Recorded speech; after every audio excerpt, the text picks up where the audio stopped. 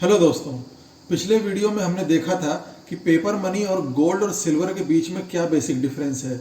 अब हम जानेंगे कि पिछले ज़माने में गोल्ड और सिल्वर जो कि सिक्के के तौर पे इस्तेमाल होते थे, इनके अंदर करप्शन कैसे किया जाता था।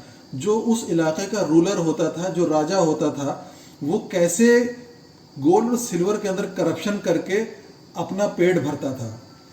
इस बात को हम एक एग्जाम्पल से समझते हैं।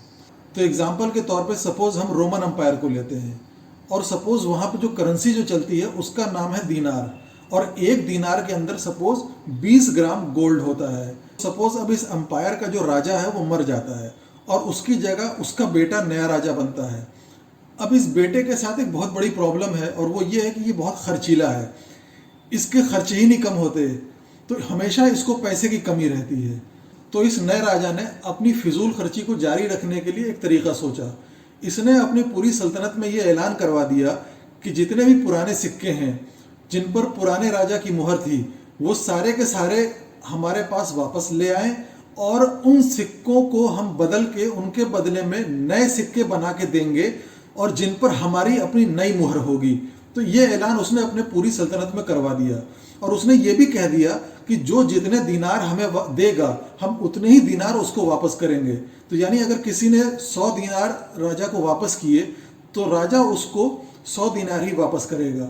अब यहाँ इस पॉइंट पे राजा ने एक गेम खेला और अपनी जनता को धोखा दिया। उसने दीनार की डेफिनेशन को ही चेंज कर दिया।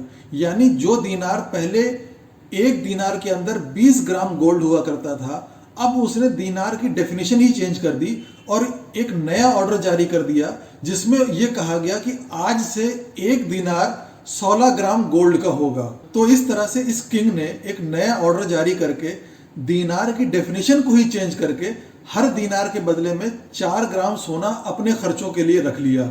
और इस तरह से पूरी इकोनॉमी में जितना भी गोल्ड मनी के तौर पे सर्कुलेट कर रहा था उसका 20% उसने अपने कब्जे में कर लिया और अपने खर्चों के लिए ये उसने रख लिया। तो इस तरह से किंग ने लोगों की जेबों पर डाका डाला, क्योंकि एक आदमी अगर उसने किंग को 5 पुराने दीनार किंग को वापस किए तो ओवरऑल जो किंग को उसने वापस किया वो 5 दीनार इंटू 20 ग्राम यानी 100 ग्राम सोना उसने किंग को वापस किया। मगर किंग ने नए दीनार में ढालने के बाद जब उस आदमी को पैसा वापस किया तो किंग ने तो वादा किया था कि जितने दीनार में लूंगा उतने ही दीनार में वापस कर दूंगा।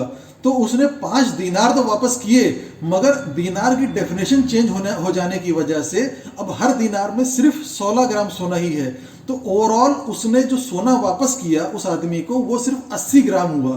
तो इस तरह से 20 ग्राम का उस आदमी को नुकसान हुआ और 20% का हर पूरी इस तरह से उस इकोनॉमी में उस सल्तनत में रहने वाले हर आदमी को 20% का नुकसान हुआ नए दीनार की शक्ल में। तो इस तरह के तरीके को इस्तेमाल करके जिसके अंदर सरकारी ऑर्डर के जरिए सिक्कों के वेट में कमी करके सिक्कों को हल्का करके करप्शन किया जाता है, ये डिबेसमेंट कहलाता है। डिबेसमेंट का एक तरीका और भी होता है, उसके अंदर सिक्कों के वेट में तो हम कमी नहीं करते, सिक्के का वेट वही रखा जाता है। 20 ग्राम का दीनार होगा तो उसको चेंज करने के बाद भी उसका वेट 20 ग्राम होगा, मगर इसके अंदर किसी दूसरे मेटल की मिलावट कर दी जाती है ताकि जो सोने का जो कंटेंट है इसके अंदर जो सोना है वो कम हो जाए।